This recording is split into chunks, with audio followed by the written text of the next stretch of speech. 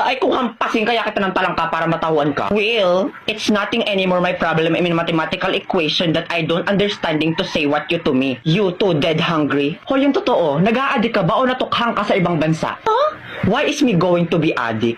Don't you know that I'm smarter than the teacher of international in the Philippines? Like, duh, my average is 99.99% of germs. Matalino ka? Ay, anong magagawa mo pag sinikmuraan kita mismo dito? Go try, I am not afraid anymore. I will go sumbong you to my bodyguard. Bayaan mo na yung besi, tara na. Ewers, mga loser, you can't even talk English to me. Ay, wait, papatulang ko to.